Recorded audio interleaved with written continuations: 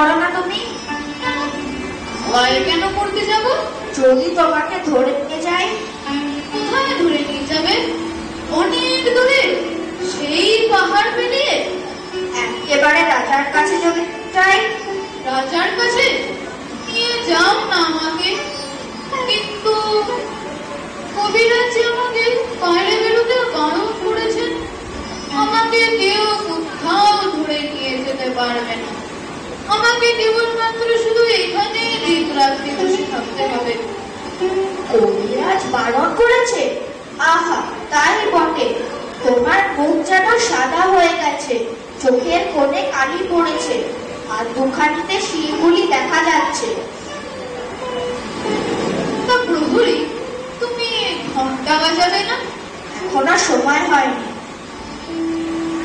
কেউ বলে সময় হয়ে যাচ্ছে, কেউ বলে এখনো সময় হয়নি। আচ্ছা, তুমি ঘন্টা বাজালেই তো সময় হয়ে যাবে। সে কি হয়? সময় হলে তবে আমি ঘন্টা বাজিয়ে দিই। বেশ লাগে তোমার ঘন্টা, আমার শুনতে খুব ভালো লাগে। ওই যে দুপুর বেলায় বাজে ধাক ধাক ধাক ধাক ধাক ধাক। তাহলে তোমার ঘন্টা কেন বাজে? ঘন্টা সবাইকে এই কথা বলে, আমি বোঝে নেই। সময় কেবলই চলে যাচ্ছে। কোথায় চলে যাচ্ছে? কোন দেশে? সে কথা কেউ জানে না। সেই দেশে বুঝি এখনো কেউ যায়নি? সে দেশে সবাইকে যেতে হবে বাবা। আমাকেও যেতে হবে? হবে বই কি? কিন্তু কবিরাজ যে আমাকে বাইরে বেরোতে বারণ করেছেন। প্রতিদিন কবিরাজি হয়তো স্বয়ং হাতে যাবে। না না, তুমি তাকে চেনো না। সে কেবলমাত্র ধরে আটকে রেখে দেন। তার যে ভালো কবিরাজ যিনি আছে, তিনি এসে নিয়ে যাবেন। কবে আসবে সেই আমার ভালো কবিরাজ? আমার যে আর ঘরে বসে থাকতে ভালো লাগছে না। ওর কথা বলতে নেই বাবা। আচ্ছা প্রহরী বাবা, ওই যে রাস্তার ওপারে বড় বাড়িতে নিচে নুড়িয়ে রেখে দিয়েছে, আর ওখানে লোকজন যাতায়াত করছে, ওখানে কি হয়েছে? ওখানে নতুন ডাকঘর বসেছে। ডাকঘর? কার ডাকঘর? ডাকঘর আর কার হবে? রাজার ডাকঘর। সেখানে রাজার কাছ থেকে সব চিঠি আসে? আসে বই কি, দেখো একদিন তোমার নামেও চিঠি আসবে। আমার নামে? কিন্তু আমি যে ছেলে মানুষ। ছেলে মানুষদের রাজা এতটুকু ছোট্ট ছোট্ট চিঠি দেয়। বেশ, কিন্তু রাজা যে আমায় চিঠি লিখবেন সে তুমি কি করে জানলে? তা নইলে তিনি তোমার এই খোলা জানলাটির ঠিক সামনে এত বড় সোনালি রঙের নিচে নুড়িয়ে ডাকঘর খুলতে যাবেন কেন? কিন্তু রাজার লেখা চিঠি আমায় কে এনে দেবে? রাজার যে অনেক ডাকঘর করা আছে, দেখনি বুকে গোল গোল সোনার তকমা পরে ঘুরে বেড়ায়। কোথায় ঘুরে বেড়ায় তারা? ঘরে, দেশে দেশে। আমি যখন বড় হব, আমি তখন রাজার ডাকঘর করা হব। হা হা হা, ডাকঘর করা তা বড় মস্ত কাজ। রোদ নেই, বৃষ্টি নেই, গরিব নেই, বড় মানুষ নেই, সকলের ঘরে চিঠি বিলি করে বেড়ানো তা বড় জবর কাজ। তুমি হাসছো কেন? আমারও কাজ খুব ভালো লাগে, কিন্তু আমার তোমার কাজও খুব ভালো লাগে। এই রে, মোড়ল আসছে। আমি এবার পালাই। যদি দেখতে পাই তোমার সঙ্গে গল্প করছি, তাহলেই মুশকিল পাবে। তুমি সাবধানে থেকো।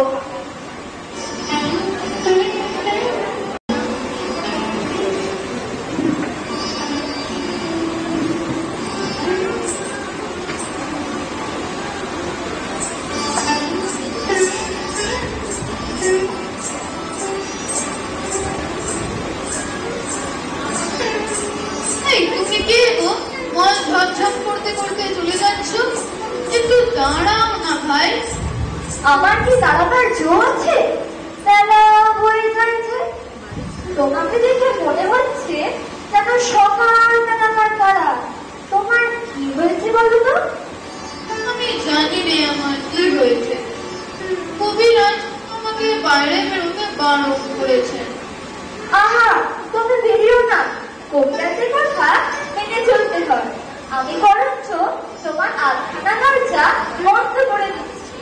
না না, বন্ধ করো না। এখানে আমার কেবল শুধু এইটুকুই খোলা। তা তুমি কে বলো তো? আমি তো তোমায় চিনি নে। আমি আমি সুধা। সুধা? জানো না, আমি এখানকার শশীমালিনীর মেয়ে। তা তুমি কি করো? সাথে ঘরে ফুল তুলে নিয়ে এসে পানা কাটছি। এখন ফুল তুলতেই যাচ্ছি। ফুল তুলতে যাচ্ছ? তাই তোমার পা দুটি আমার খুশি হয়ে উঠেছে। তা আমি যদি তোমার সঙ্গে চলে যেতে পারতো তো প্রচুর রাত থেকে তোমায় ফুল পেরে দিত। তাই নাকি?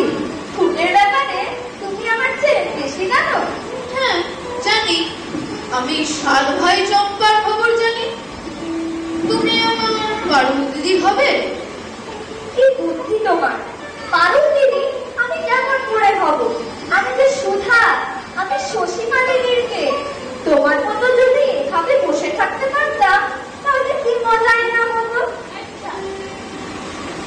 আর তাহলে সমস্ত দিন কি করতে? আমার বেনে বইয়ের পুতুল আছে, তার দিয়ে দিত। আমার খুশি মেনি আছে, তাকে নিয়ে প্যারা করে যাচ্ছে। আমার আবার যেতে হবে, নাহলে আমার ফুল পাবো না। আমার সঙ্গে আরেকটা গল্প করো না, আমার খুব ভালো লাগছে। আচ্ছা বেশ, আমি ফুল তুলে নিয়ে এসে তোমার সাথে কিছুক্ষণ গল্প করে যাব। আর আমাকে একটু ফুল দিয়ে যাবে? ফুল ওকে কেমন করে দেব? আমার যে দাম দিতে হবে। আমি যখন বড় হব আমি তখন তোমায় সেরকম দাম দিয়ে দেবো। আচ্ছা বেশ। তুমি আসবে তো? আসবো আসবে? আসবো। আমায় ভুলে যাবে না তো? আমার নাম অমল, মনে থাকবে তোমার? না, ভুলবো